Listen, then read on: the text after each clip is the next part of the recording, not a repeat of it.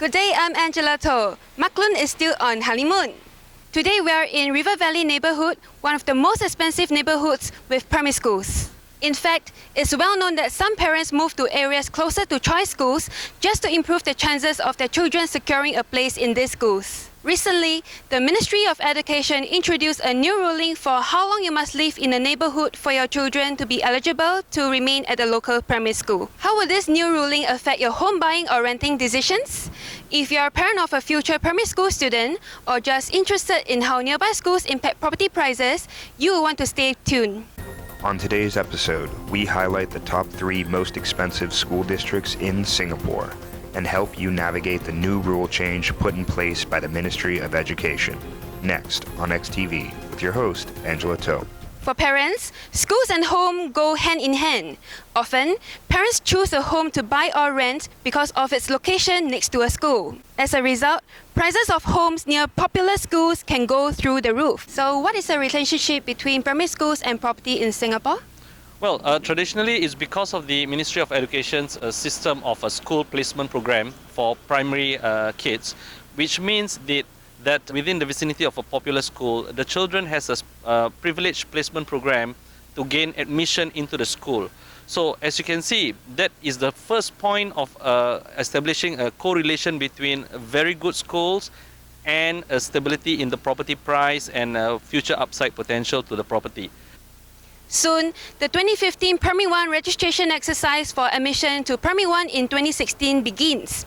The 2nd of July is the registration date for rising students who have a sibling studying at the primary school of choice. At srx.com.sg/property prices near primary schools, we provide a link to MOE that outlines the full registration procedures. However, in summary, the primary school admits students in 3 phases, with multiple sub-phases that take place in July and August.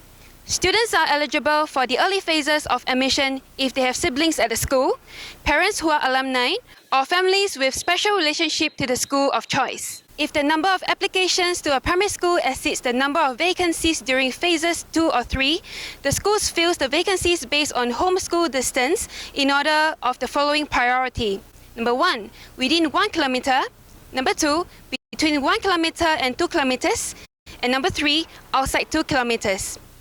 For example, if 2 Singaporean citizens were competing for one spot, the one who lived within 1 kilometer would be admitted over the one who lived 1.5 kilometer away. Under a new rule, students must stay at the declared address for at least 2.5 years from the start of the registration date. In other words, this means the family must stay there until the child, who first registered at the school, completes Primary 2. This rule goes into effect on 2nd July 2015. It targets parents who have bought or rented near a primary school of choice only to move out after the child is enrolled. If a parent purchases an uncompleted home, you must stay in a home for 2.5 years after you move in, even if your child has already completed Primary 2. Now, if we were to look at one good example of how a good school can affect the prices of property in the neighborhood, many years ago, not many of us know of this primary school called Rulang Primary School.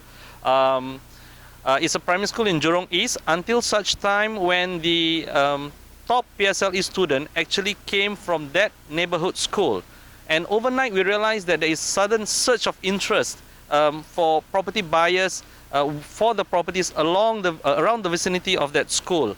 And from then, I think the correlation becomes even stronger for a lot of the general public to realize that it is important that part of the component when you select a property to invest in is to look at its proximity to a very, very good or an established school in the neighborhood itself. The good news is that you can now manage this rule change with advanced research and planning. SRX Property can help you get started and put you in the right home at the right price. Here's how. Go to the URL srx.com.sg/property prices near primary schools. You'll see a table with the real-time price per square feet or PSF of private condos and HDB resale flats near all of Singapore's primary schools. We took the list of all the primary schools in Singapore and drew a radius of 1 kilometer around the school. Next, we compiled the median prices of properties sold within the 1 kilometer radius of the schools. The third most expensive school area is Cantonment Primary School. Condos within the 1 kilometer radius trade at a median PSF of $1,740. The second most expensive neighborhood is the one near River Valley Primary School. Condos within the 1 kilometer radius have a median PSF of $1,769. The most expensive school district is Anglo-Chinese Junior School with a median PSF of $1,871 for condos within the 1 kilometer range. So parents, check out the prices of homes near the school of your choice by going to srh.com.sg/property prices near primary schools. That's all we have for you today. Thank you so much for watching this episode of XTV. Join us next week as we look at how BTOs, meaning build to orders, impact resale price of HDB flats. I'm Angela To. Have a good day.